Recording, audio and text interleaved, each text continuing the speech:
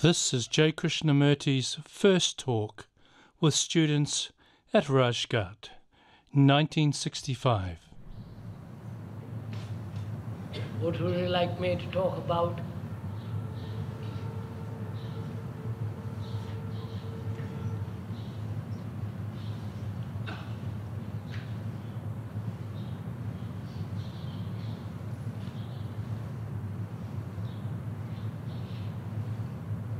No suggestions?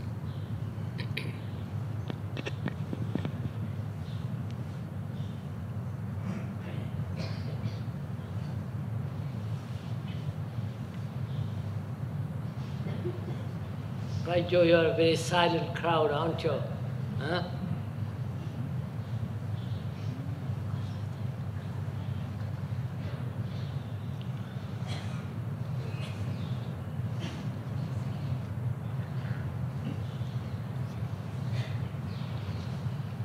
All right, if you don't want me to talk about something special, then I will talk about what I want to talk about.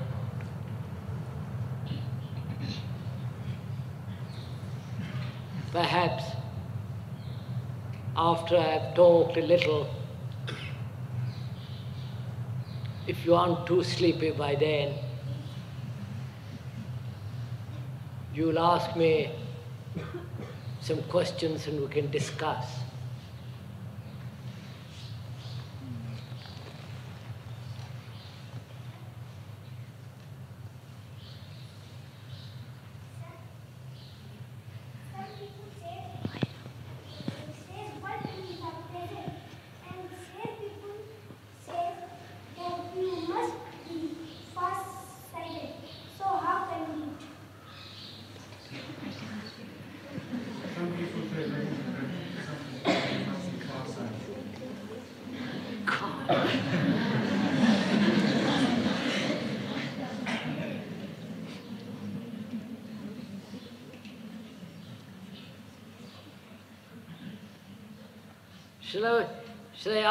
Shall we answer that question a little later, or shall I answer it now?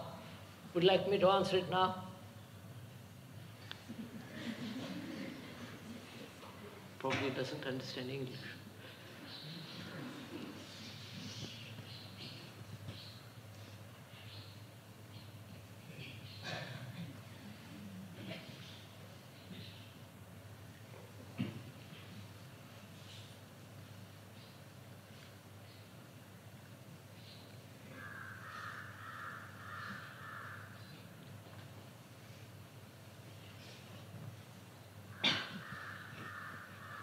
I'm a bit lost.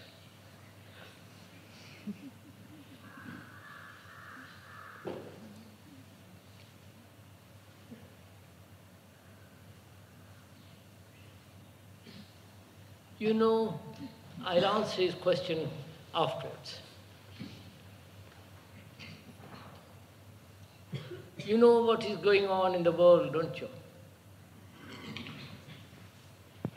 Current history. Somebody must be talking to you about it. There are wars going on, Vietnam and in this country.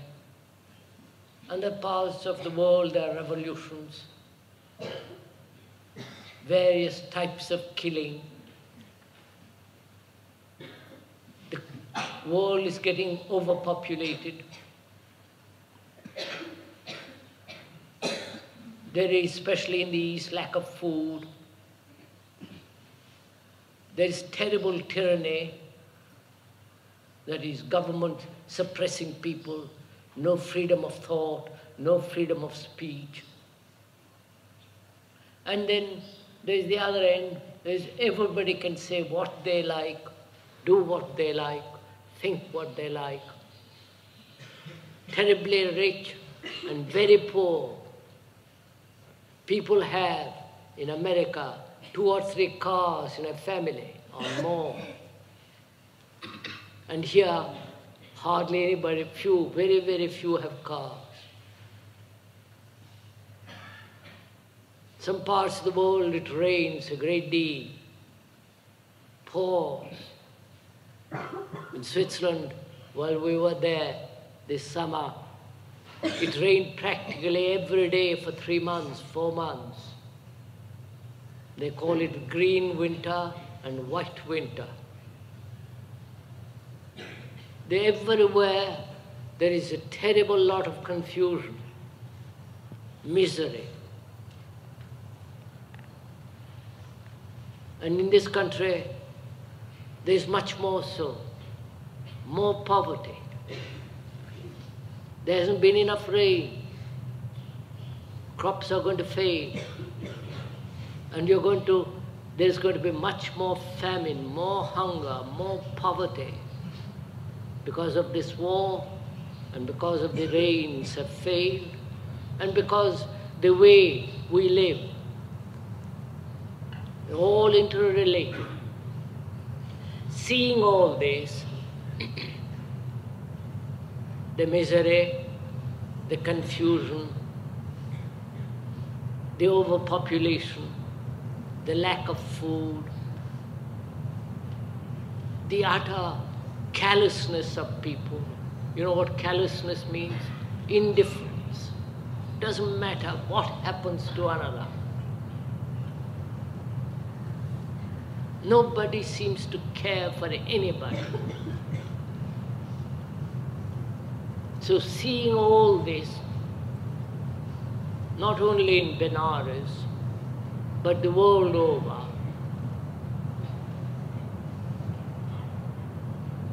one asks, at least you must ask yourself, and I hope you do, what is it all about?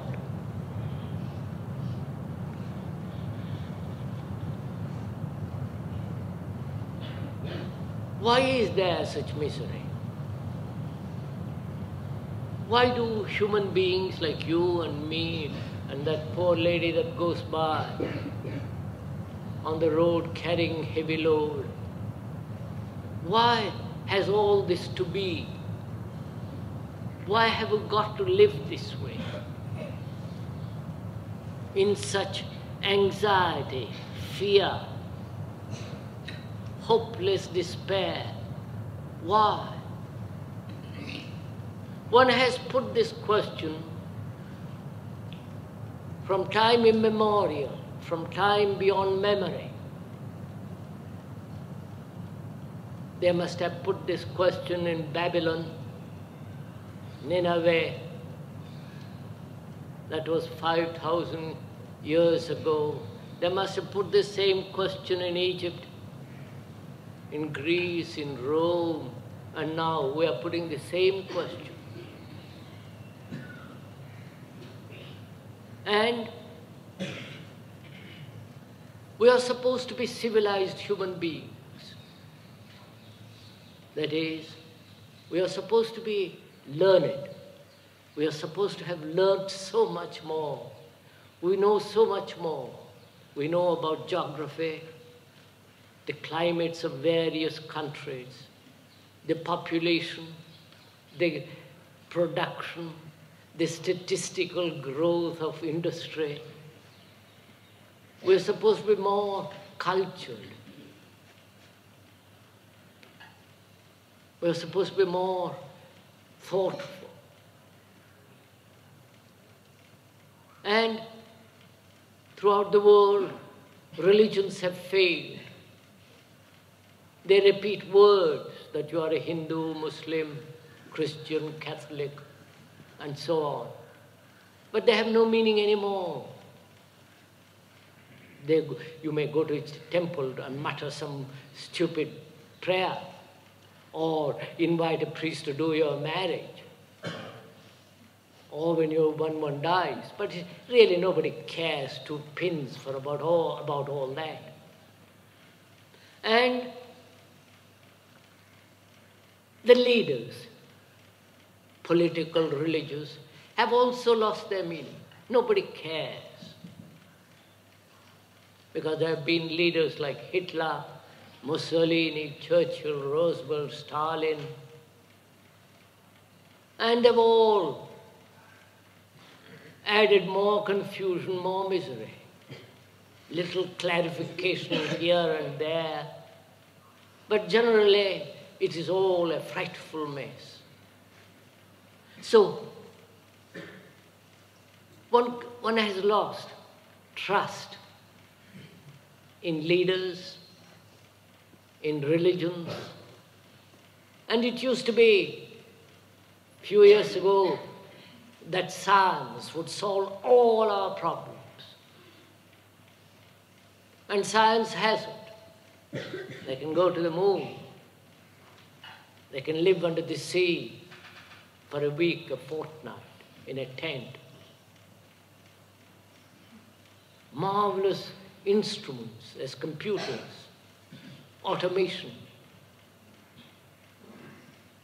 But man, you and I and ordinary people, we've lost faith in everything, naturally and quite rightly.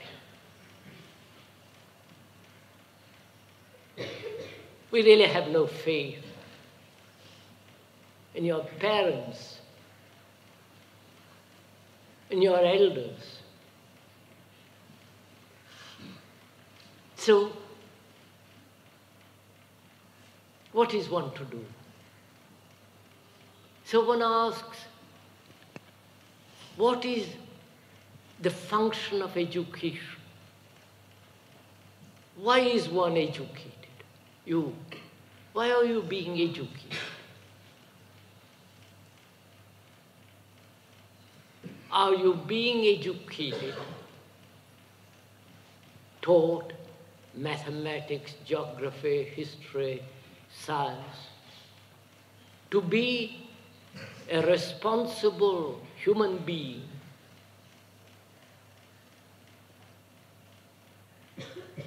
responsible for what he does, for what he thinks, what he feels, responsible in his relationships?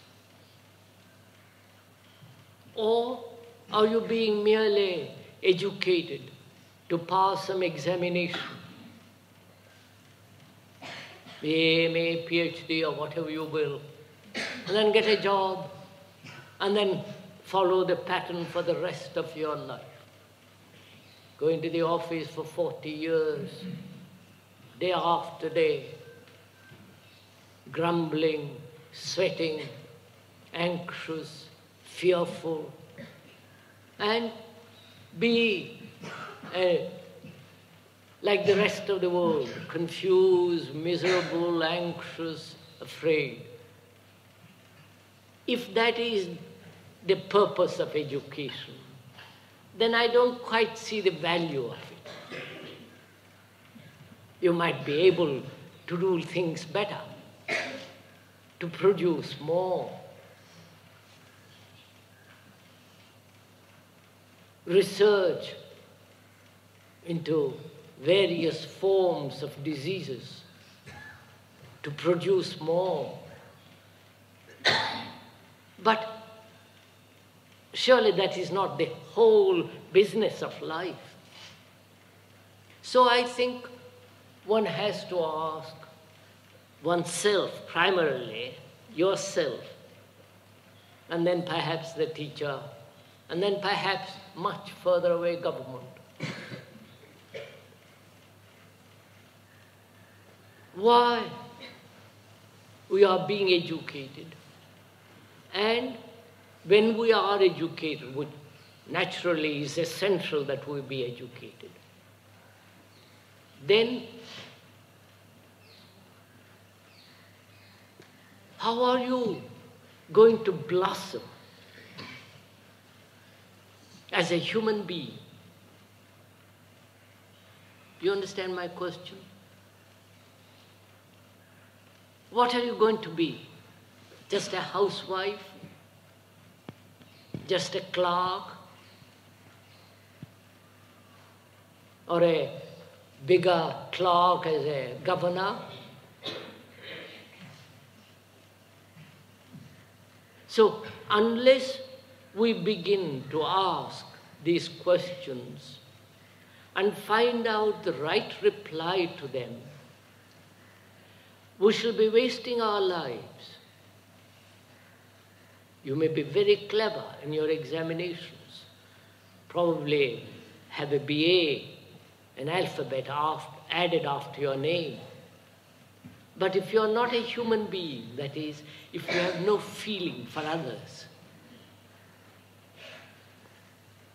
if you don't love others, not your little children and your father and mother, you don't really, nobody cares about that. If you don't love people, if you don't love animals, if you don't love trees, if you don't love birds, the skies, the river, and have no sympathy, and therefore work for somebody, not ideologically, don't join any groups, for then that's, of course, that's the end of everything. But as a human being, to feel, to be responsible, to care for your children, for everybody. If you don't do that, what's the point of having a degree, earning 10,000 rupees or 1,000 rupees or 5,000, whatever one earns? What's the point of it all? To have a little more clothes, a bigger car, go to the mountains when it's very hot? And what happens to your children?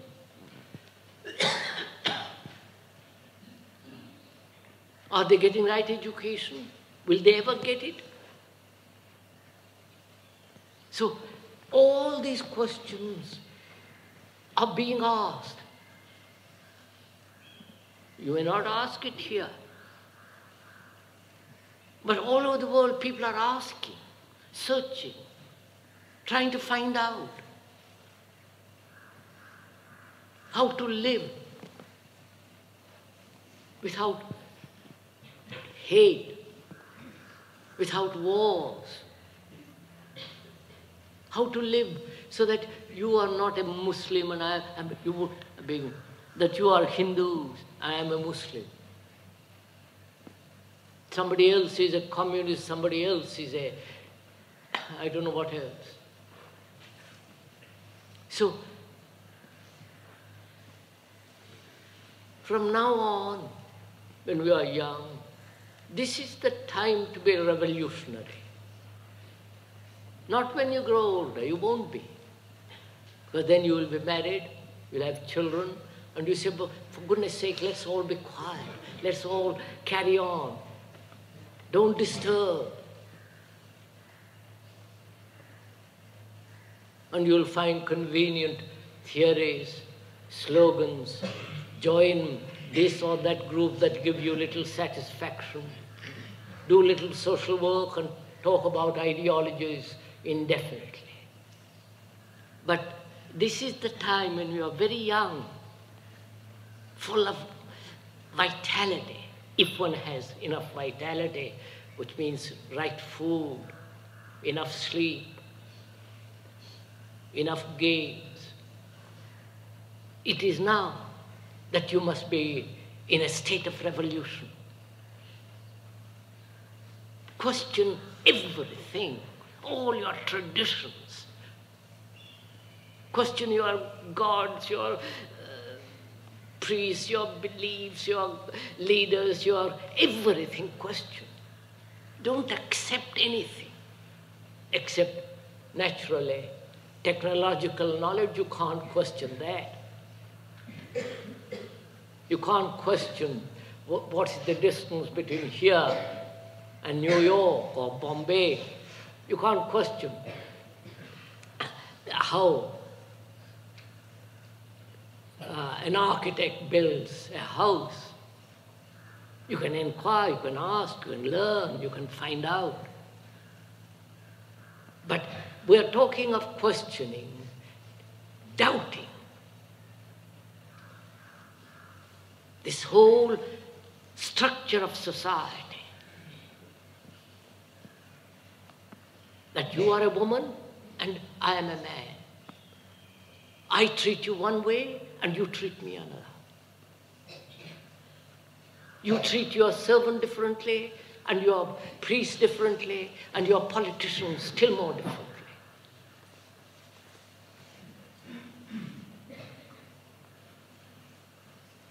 unless you begin to be in revolution, not merely in revolt like smoking or drinking. That doesn't lead anywhere.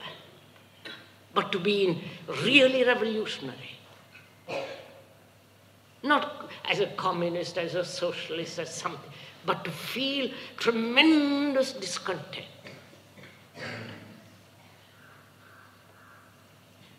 And you must be discontented. You know, it's strange that most of us, when you are young students, looking at life out of our windows of our mind, we are discontented. We are unhappy. But as we grow older, that discontent which used to burn, which used to boil, gradually disappears because you get married, you have a little job, and there you settle down. You are then discontented with little things like having a few more saris, a few more coats, or a bigger car, or this or that. But I don't call that discontent. Discontent is something much deeper, much more wide, which is not easily satisfied.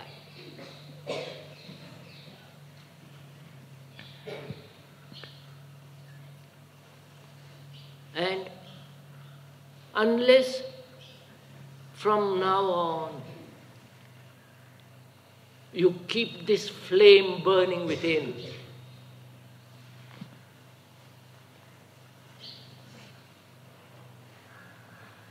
you will end up like the rest of the people, thinking the same routine, standardized thoughts about ideals, about government, about priests, about family, about your jobs. And you'll be caught up in the weave of this monstrous society. And so, from now on, please do listen to me. From now on, you must be in a tremendous state of discontent.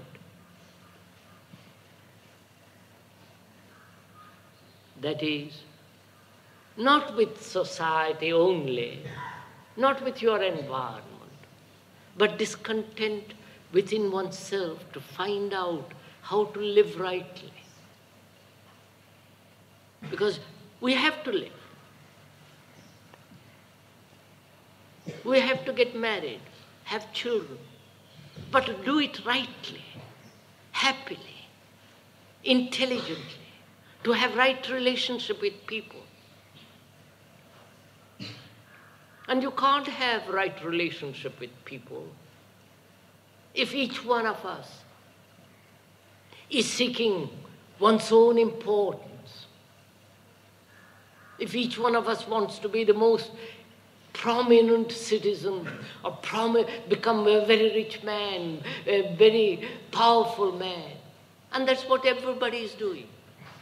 Each one is thinking about himself.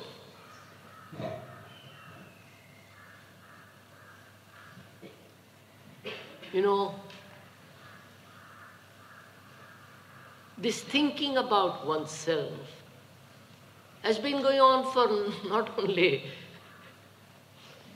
while you are young, it's been going on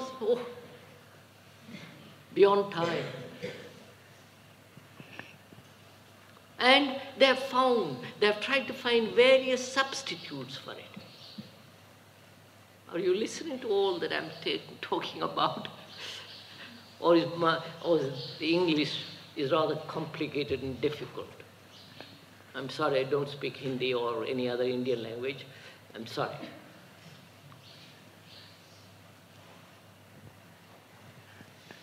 As I was saying,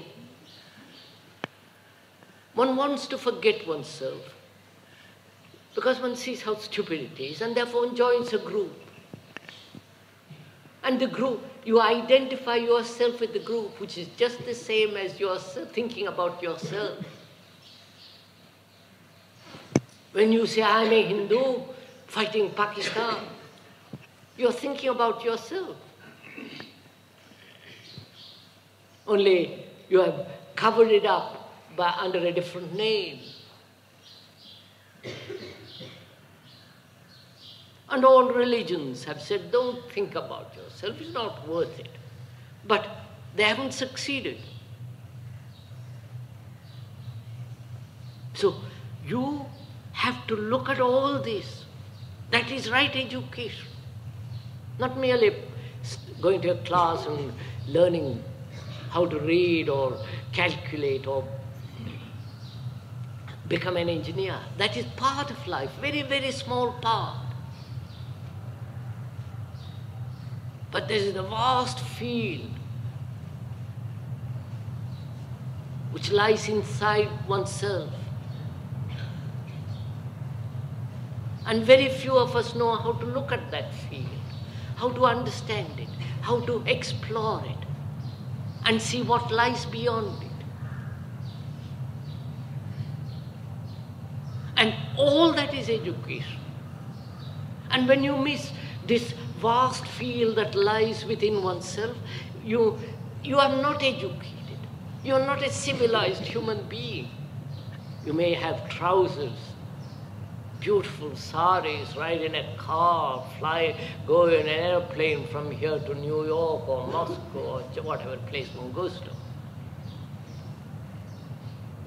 That is not education. Education is the understanding of the whole of life. The life that we live secretly within ourselves. The life of fear, the life of ambition, the life wanting to fulfill oneself as a great author, as a great politician, or as wanting to be somebody. All that's life. And you can't understand it by being smug, by accepting tradition, or just being in revolt against tradition. You can understand it only when you are constantly asking yourself,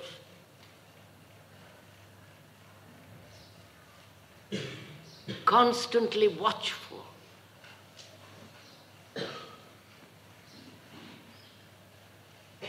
constantly questioning everything you come across.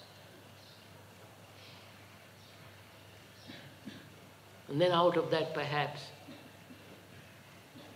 we can create a different kind of society than it is at present. Then perhaps we shall have governments without politicians.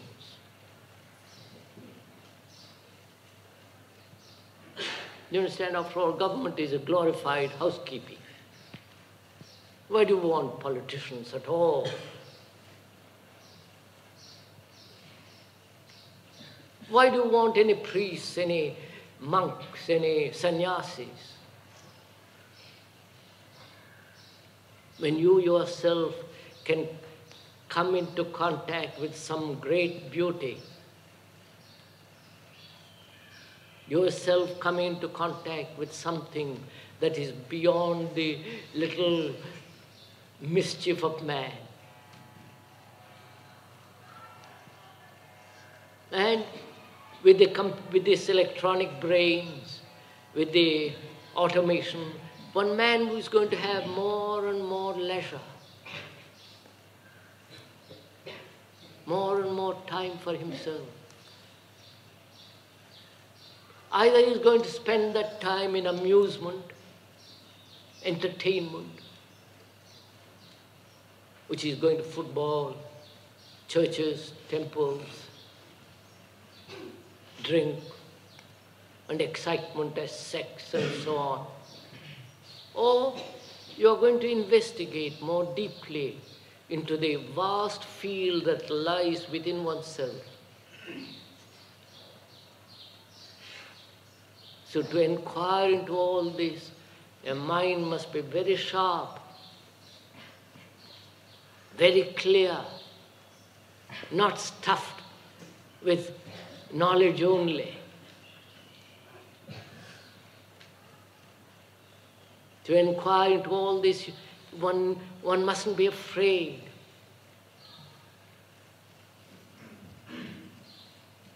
So,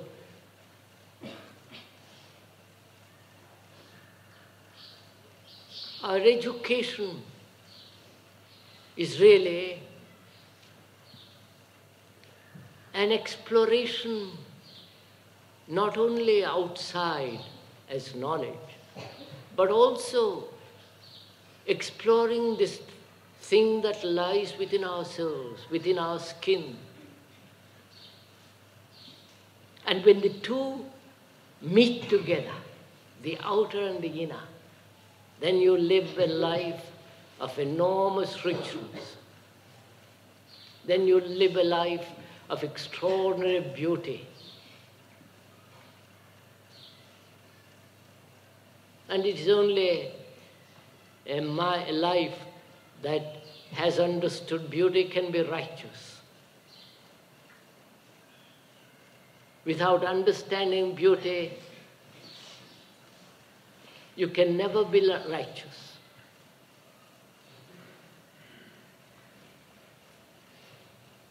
And education is part of all this.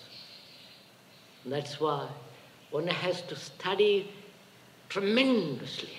You know, your books, your science, your effectively. So as to have a good mind, not a sloppy, silly little mind.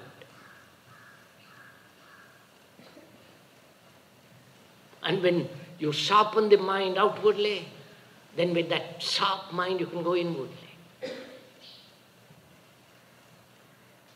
And out of that inward clarity, one can live an extraordinary life of joy, with little or with much. It doesn't matter then.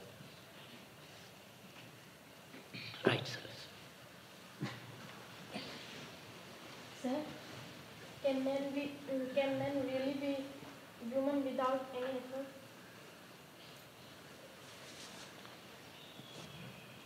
May I ask that boy's question first? May I answer that question first? All right? All right. The question that boy put was, some say that you must live now, and others say that you must have a look further beyond the present. Isn't it? That's the question, wasn't it? I don't know, probably he's gone to sleep. I don't know.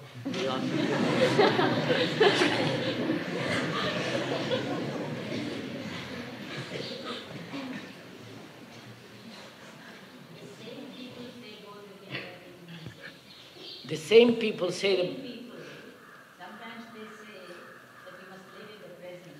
And at the same time, sometimes they say that you must have a foresight. some people say, the same persons say at one time that you must live now, and the same people say that you must also consider the future, right? But Joe, this is rather a philosophical question, isn't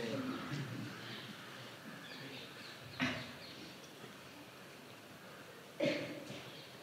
You know what now is, do you? The now. You are sitting there, aren't you? And you are listening to me, to the speaker, right? Listen carefully. You are sitting there, we are sitting here, we are talking together. Either you listen very carefully, attentively, without coughing, you see, without coughing, without looking at somebody else, without yawning, stretching, scratching. Listening very sharply, clearly, attentively, with full intention. Now, when you listen like that, there is only the now, isn't there? You're not concerned about tomorrow or yesterday or even the next hour. You are completely attentive now. So that's part of the now, isn't it? Right? But, cough, right, sir, cough completely and get it over. Go ahead.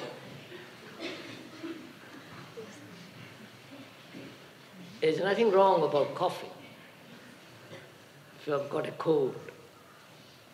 But perhaps you are coughing out of nervousness. Perhaps you're coughing because you don't want to listen.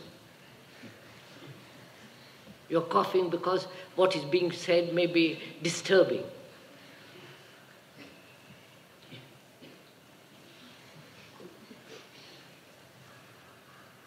So if you're...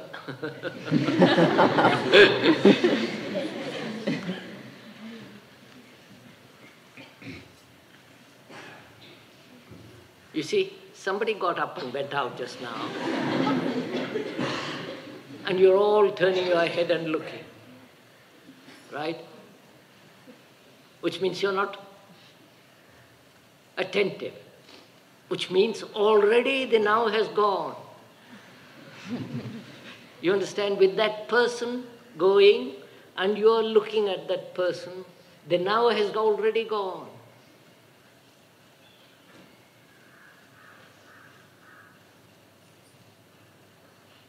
So the now is the moment, that split second, that interval between two movements of thought, when your whole attention is focused, when your whole being is listening, watching, asking.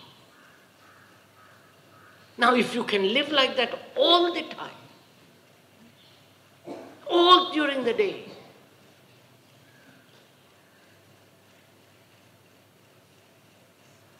then how you have lived that now all during the day is the tomorrow also.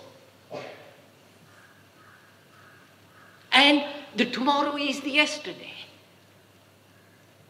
I don't know if you're following all this. It's extraordinarily simple and extraordinarily beautiful if you know how to look at this. So there is no yesterday, today and tomorrow. When you know how to live the now so completely. And you can live so completely when you are neither running away, when you are not frightened, when you are saying, well, I'll be a great man tomorrow. When you give your whole attention to your whole being, then you will see that now is the tomorrow and the yesterday. And because we can't live that way, because we don't know how to live that way, we say we must also think about the future. And the future is what was yesterday through the today to tomorrow.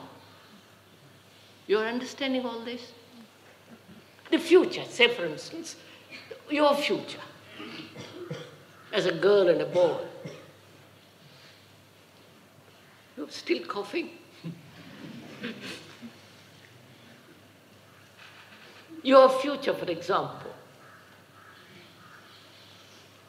that is, what you're going to be when you grow up, will depend what you were yesterday, how you thought, how you felt, how you hurt another, what you did to help another. Yesterday, what you did. That what you did yesterday is going to operate today, is going to shape your thoughts, feelings, everything today. And today is going to shape the tomorrow. So, yesterday through to today creates the tomorrow. So, it is all a movement. So, if you are tremendously intelligent, very alive, you will watch today enormously. What you do, what you say, how you think, how you study, whether you join this group, that group, whether you get caught up in some ideology. Then you are building from yesterday into today, which is going to shape your future. That is, if you are going up, say for instance, as a traditional human being, as a Hindu, with all the customs, superstitions, fears, anxieties, separating himself against the Muslim, if you're going to go up that way, tomorrow you're going to pay for it, because there are going to be wars. You'll be fighting your Muslim across the border, and he'll be fighting you, your children. And you will be in tears. They'll come back home without arms, without eyes. You understand? For God's sake, wake up. So it matters tremendously.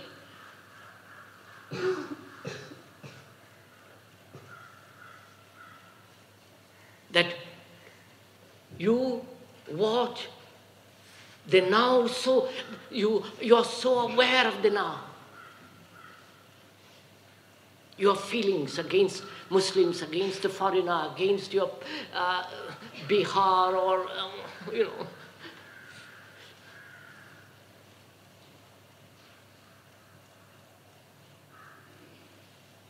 So out of the now, you create misery, or confusion, or disgrace, or misery. Or from the now, because you understand the enormity of it, you live a different life altogether.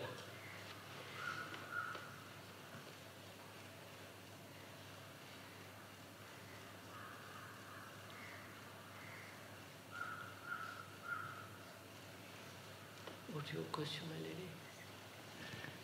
Can man really be human without any effort?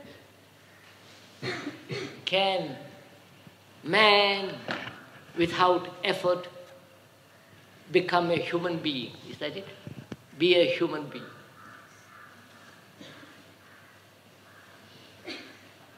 I wonder why you asked that question. Huh?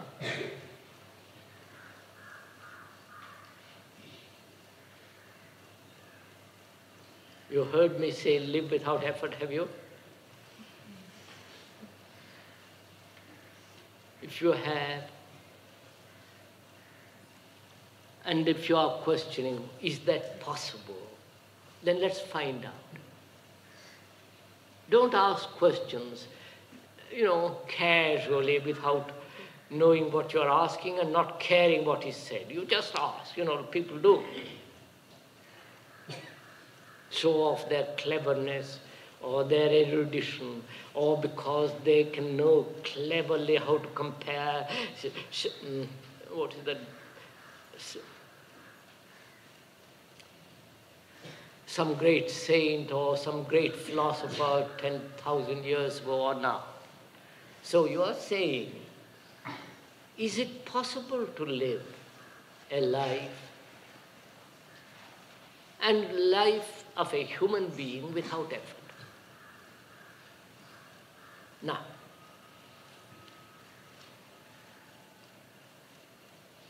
we have lived, as far as human history goes, we have lived human recorded history, which is about 6,000 years ago.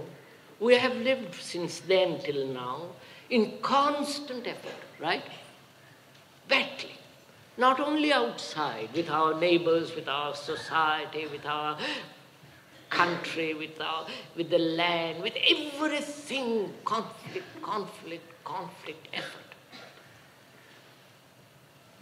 In your school, in your class, you are making tremendous effort to beat the other fellow, to be more clever than that boy or that girl, to get a better degree in an examination, because then you will get a scholarship. Then perhaps you will be able to go abroad and get a better job. Marry a right person, little more money, more cars. So we keep this up, right?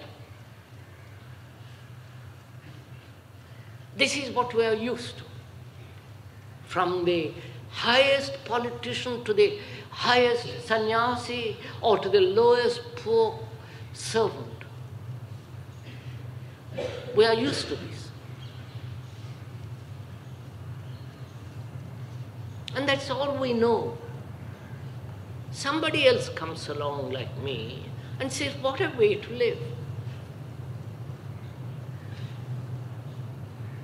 What a way to treat life as a battle. You understand? As a field in which you are all of us fighting like animals. And yet we're all supposed to be highly educated. So one says that perhaps there is a different way of living. There must be a different way of living than this fearful battle that outside and inside. You understand? I fight with my neighbor to get a better job, to get ahead of him, and I fight in myself conflict that I, torn in myself. So is there a different way of living? So one says, why do we have conflicts? Right? If you had no conflict, you won't make an effort. Right? First we have conflict, then we make an effort. Right? Now, why is there conflict?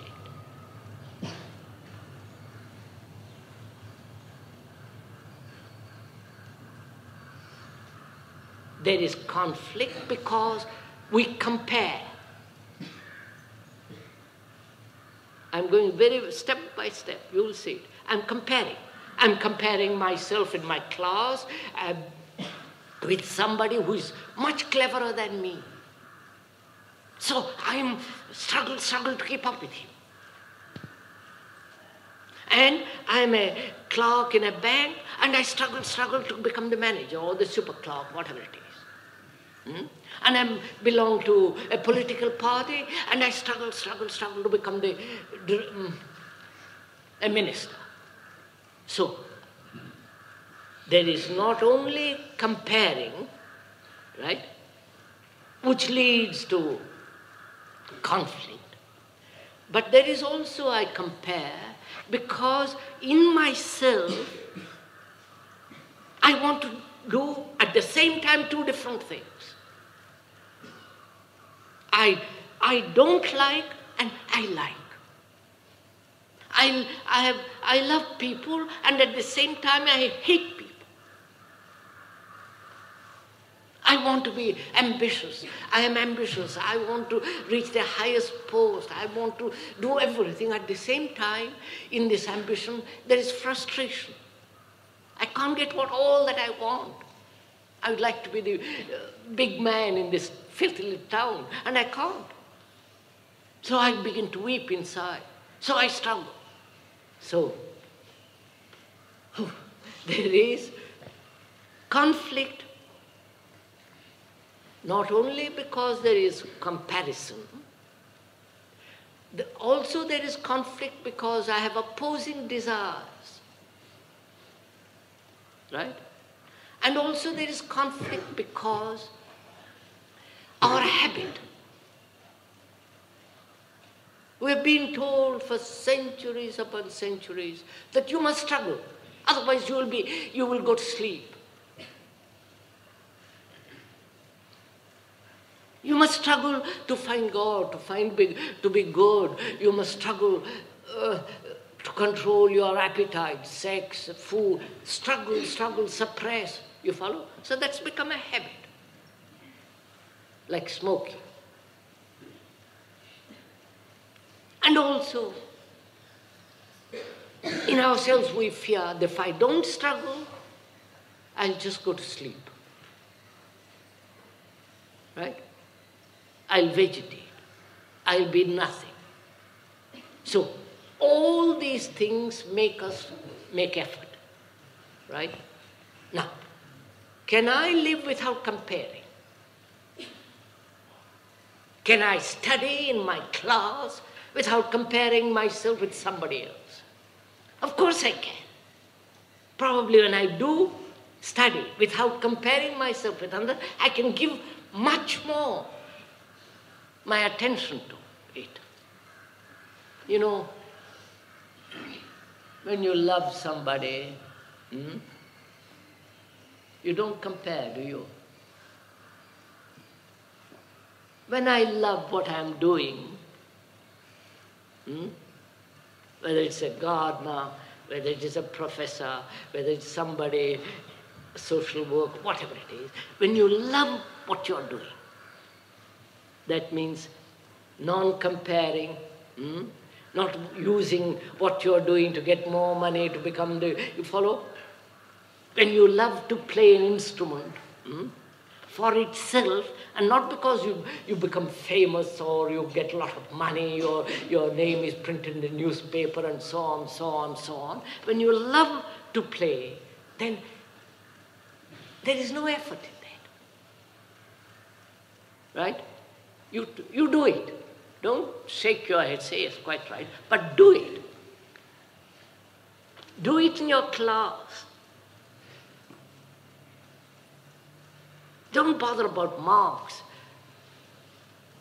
Whether somebody gets more marks, whether somebody is better than you, but love the thing that you're doing.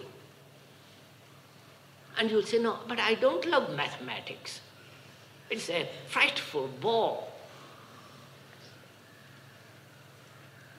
I want to go out and play in the garden. I want to look out of the window and look at the bird. Look out of the window.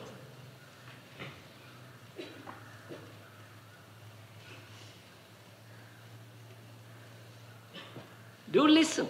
Look out of the window. When you do look out of the window, give your whole attention to look. You understand? Don't look, say, by Joe, I must study, look at this book, and at the same time, look at the window. You can't do it. But when you do look at the window, through the window, and look at that tree or the bird or who goes by, look at it. Don't be frightened. Don't bother what the teacher says. Oh, yes, quite.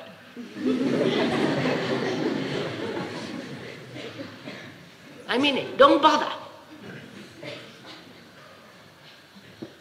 Because when you look out of the window at that tree, you are then looking with attention, right?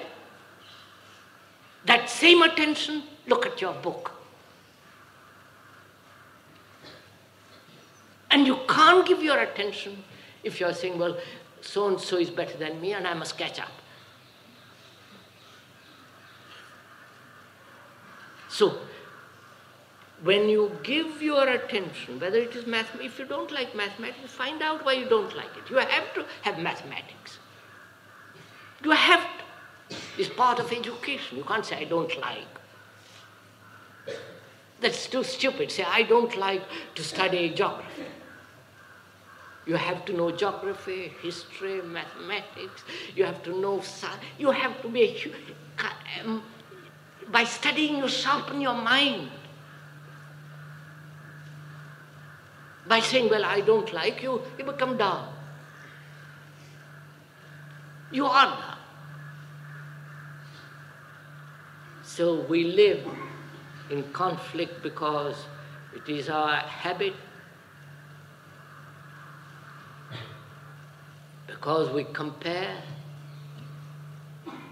because we want to be somebody, which means we don't love what we are doing.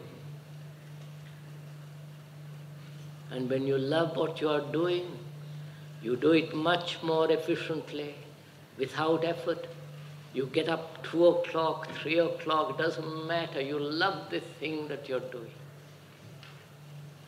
And it's only when you love what you're doing, out of that, there is discipline, there is goodness. And goodness doesn't lie beyond that.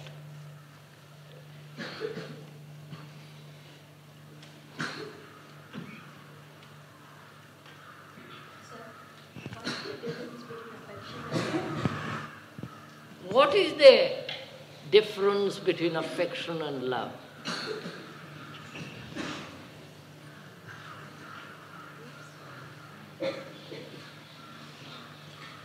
First of all, do you know what sympathy is?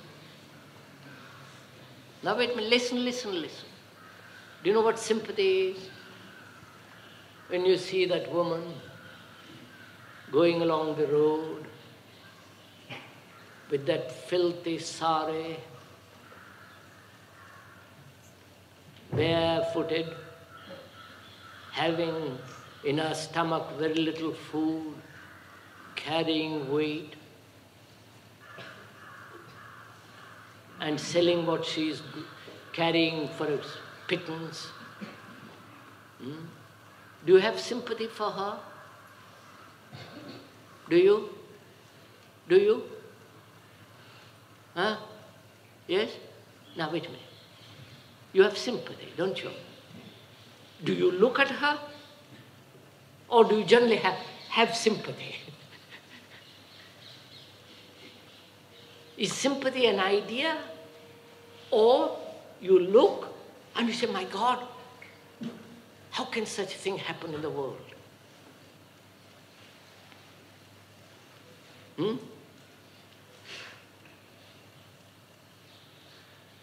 Little girl is going out, don't look.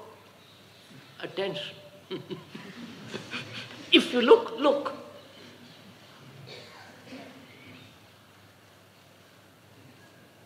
Don't bother to listen. If that girl wants to go out, let her go out. Watch her going out. You'll make her more uncomfortable, that's all.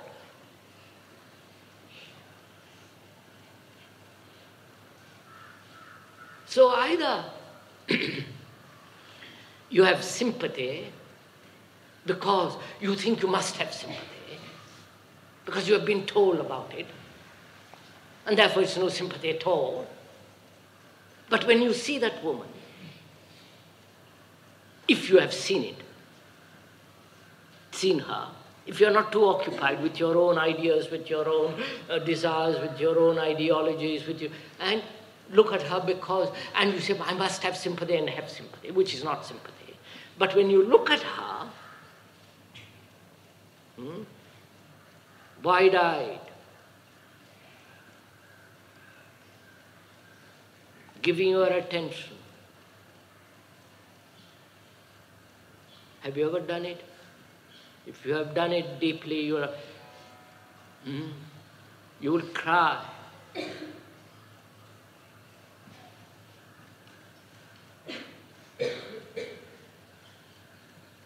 And it's right to cry. Because we have reduced her, we have made her, your country, your politicians, you have produced her. You're responsible for her.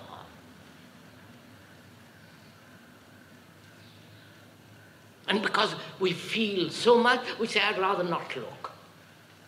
And talk about ideologies, God, and all the rest of the nonsense. So when you do look, you have tears. You must have tears. And that is sympathy. And when that sympathy is sharpened by action, by doing,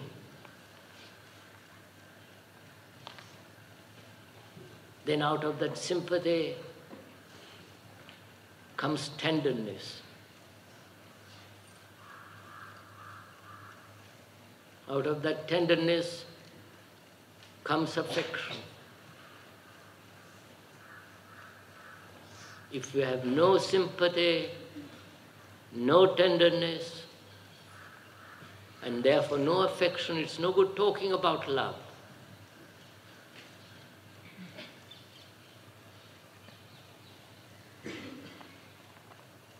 You see, when we have sympathy, we say, I must do something to alter the society. So, having sympathy, the desire to act, we join groups. Communist, socialist, the group across the road or behind the road or somewhere else. We join groups. And the group say, well, you will help her if you follow this pattern of thought, this pattern of activity. So you follow, and you have forgotten your sympathy, your love, your tenderness for that woman. All that you have is the idea, the pattern, the ideology. And then you become hard, full of intellectual concepts without a single feeling.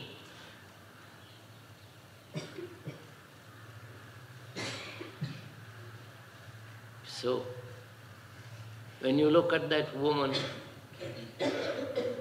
you must bleed, you must cry.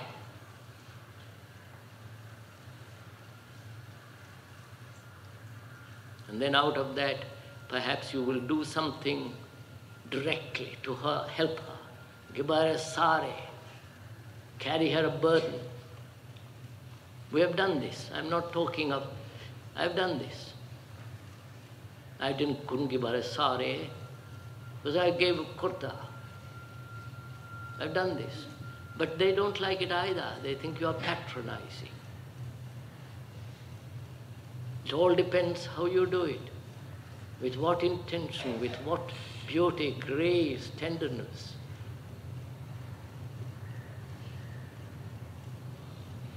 So unless you have grace, beauty, sympathy, tenderness, there is no affection for your children, for your sister, or your father, or for your neighbor. Then you can talk about love.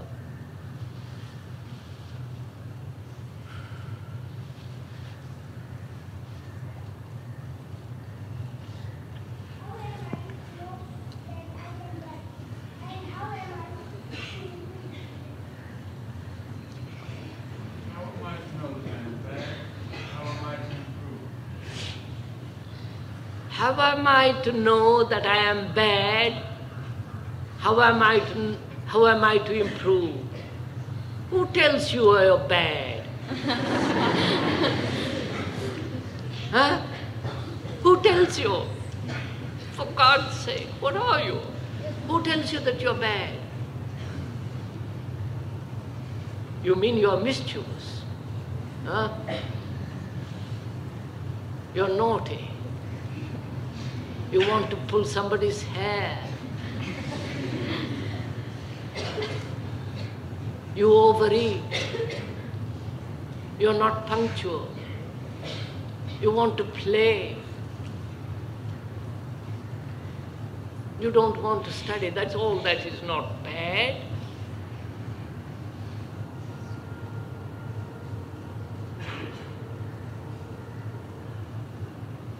One must be naughty. If you're not naughty when you are very young, something is wrong with you.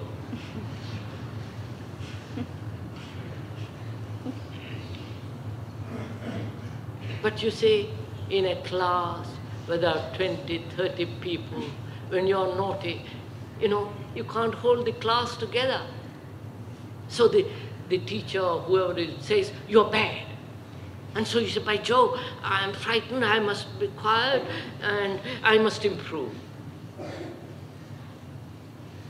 And that's where all life goes. When you grow older, somebody tells you that you're bad, you're not good, you're not efficient. You must work much harder. We don't see the thing for itself, in ourselves. That means if you're a little child, it has to be explained, gone into, with patience, with feeling, not calling you bad. And you can't improve, don't improve. Good gracious me, what idea that you must improve? What are you going to improve? Your own selfishness? Become super selfish?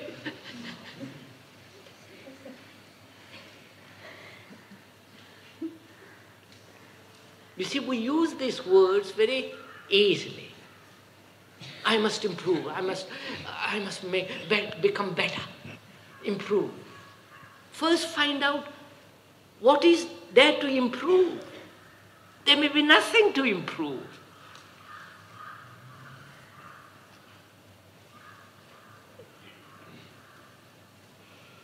Because after all, when you are jealous, as most people are, well, how do you improve it? By becoming more jealous. Or you say, by Jove, I'm jealous. I won't be jealous. Not fight over it, I won't be jealous. Finished.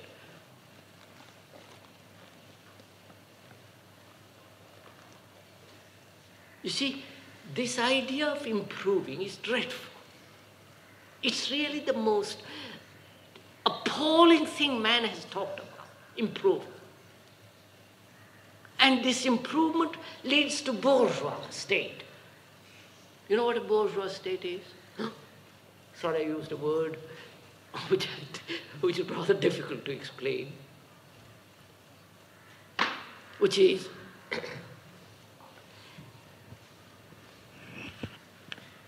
try to fit into the pattern which society has established as the good, the bad, the right, the virtuous, the respectable. Respectability is the height of bourgeois mind. You understand? Is that too much? And that's what all of you are going to end up, being terribly respectable.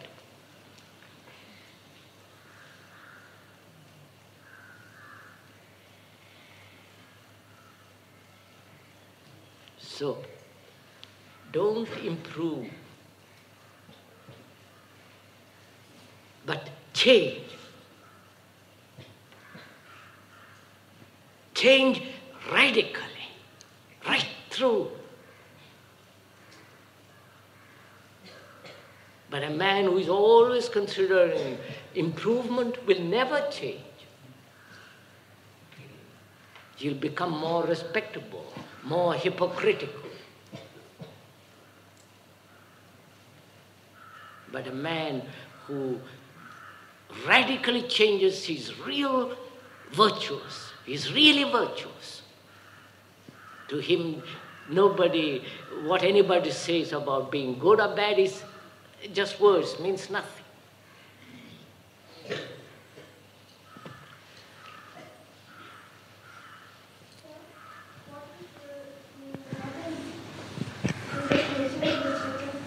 What? What is the attractive in this nature? Which attracts you? What is attractive? In this nature. Why does nature attract us? What? Why does nature attract us? What is there in nature to attract us? I don't understand. What is there in nature to attract? Why does nature attract us? Now, which is it? You have changed it. Why does nature attract us? Is that it? What is the nature of attraction? What is there in nature?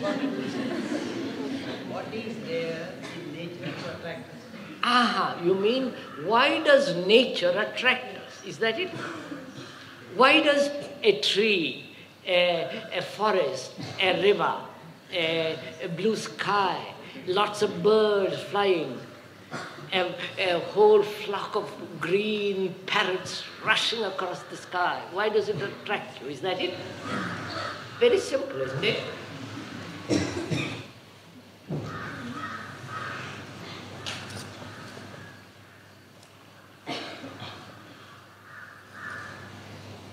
You're attracted by it, either by the sheer beauty of it.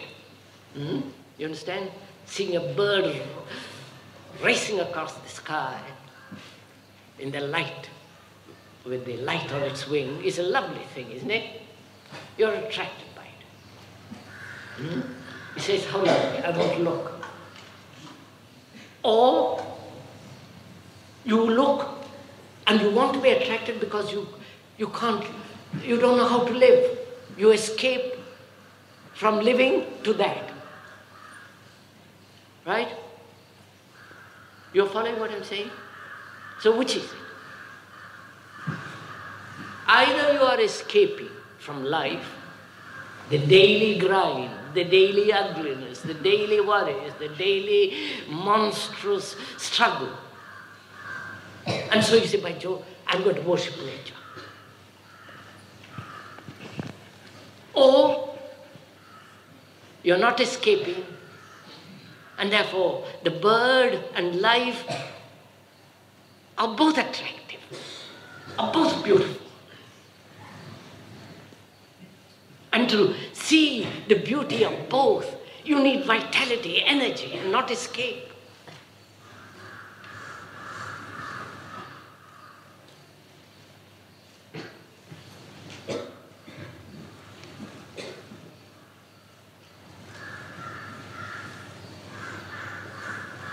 Is that enough for this morning? No? Have you got a class after this? No? Do you want to sit here and avoid the class?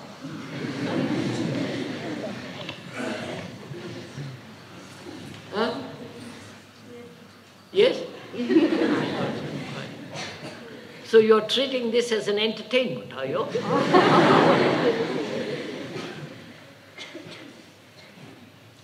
I suppose you think this is as good as a cinema, huh?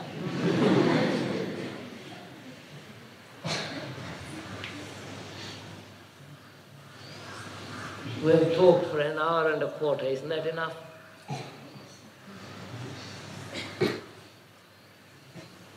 I think that's enough, sir.